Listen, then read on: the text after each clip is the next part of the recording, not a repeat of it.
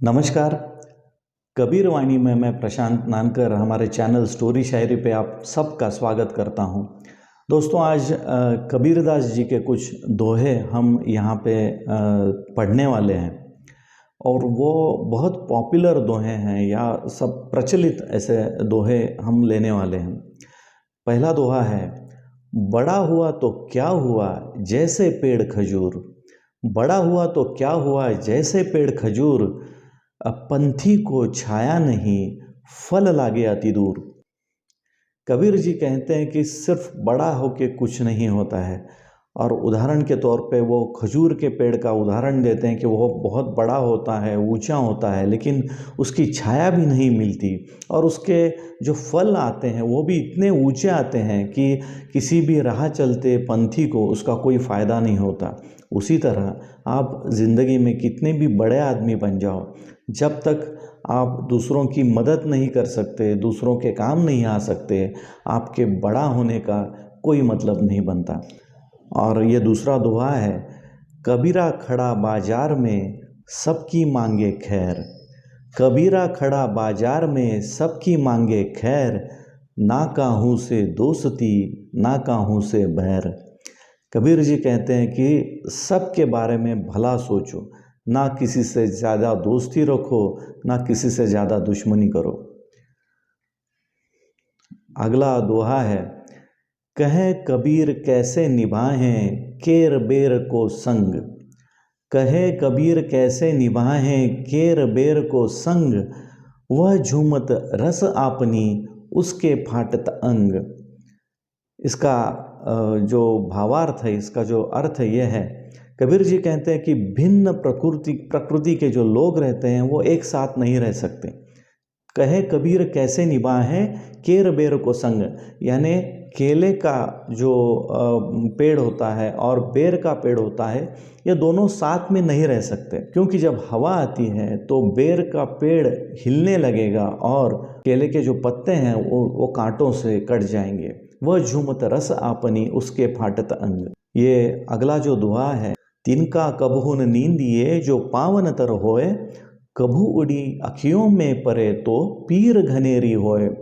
कबीर जी कहते हैं कि किसी तिनके को पाँव के नीचे दबाना या पाँव के नीचे रोना नहीं चाहिए, क्योंकि इसका अर्थ यह है कि किसी दुर्बल को या किसी असहाय के ऊपर अत्याचार नहीं करनी चाहिए, क्योंकि जब दुर्बल उठ के वार करेगा तो बहुत पीड़ा होगी। जैसा ये जो तिनका है, यदि उसको आप पैर के नीचे रोनते हैं लेकिन कभी अगर वो आपकी आँख में जा बैठे तो बहुत पीड़ा होती है, बहुत व्यथा होती है। कभू उड़ी अखियों में परे तो पीर घनेरी होए। बहुत पीड़ा होती है जब ये तिनका उड़ के अखियों में चला जाता है। ये कबीर जी का अगला दोहा है, साईं इतना दीजिए जामे कुटुंब समाए। साईं इतना दीजिए जामे कुटुंब समाए, मैं भी भूखा ना रहूं साधु ना भूखा जाए। ये कबीर जी ईश्वर से प्रार्थना कर रहे हैं कि हे ईश्वर, मुझे बस इतना ही दीजिए जिसमें मैं अपने कुटुंब का, अपने परिवार का पेट पाल सकूं, और उसी के साथ में जब कोई अतिथि आता है ना, मैं भी भूखा ना रहूं साधु ना भूखा जाए। इसका मतलब कि मैं, मेरा परिवार भी भूखा ना रहे, और कोई मेरे पास अतिथि आता है, साधु आता है, तो वो भी भूखा ना जाए। हे ईश्वर, मुझे इतना ही आप दीजिए। कबीर जी का ये अगला दुआ है, माटी कहे कुम्हार से तू क्यों रोंदे मोए। माटी कहे कुम्हार से तू क्या रोंदे मोए, एक दिन ऐसा आएगा मैं रोंदूंगी तोए। ये बहुत पॉपुलर या बहुत फेमस ये दोहा कबीर जी का है कि मिट्टी कुम्हार से कहती है, तू मुझे पैरों के तले क्यों रोन रहा है, पर एक दिन ऐसा आएगा मैं रोंदूंगी तोए। एक दिन ज़रूर आएगा जब तुम ज़मीन के नीचे जाओगे तुम्हारे मृत्यु के बाद, और मैं तुम्हारे ऊपर रहूँगी। तो कबीर जी ने ये समय कैसा बदलता है, इसका उदाहरण इस दोहे में बहुत खूबसूरती से दिया है।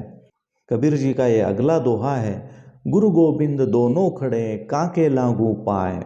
गुरु गोविंद दोनों खड़े काके लागू पाए, बलिहारी गुरु आपनो गोविंद दियो मिलाए। कबीर कहते हैं कि गुरु का स्थान ईश्वर से भी ऊपर है। यदि दोनों एक साथ खड़े हैं, गुरु गोविंद दोनों खड़े, काकू लगा के लागू पाए, अगर गुरु और गोविंद दोनों खड़े हैं तो मैं किसके पैर पहले छूऊं?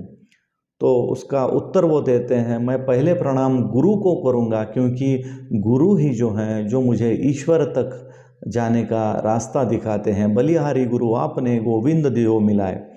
बहुत ही सुंदर ये कबीर जी के दोहे, और ये आज का आखिरी दोहा मैं ले रहा हूँ। पत्थर पूजे हरि मिले तो मैं पूजूं पहाड़, घर की चाकी कोई न पूजे, जाको पीस खाए संसार।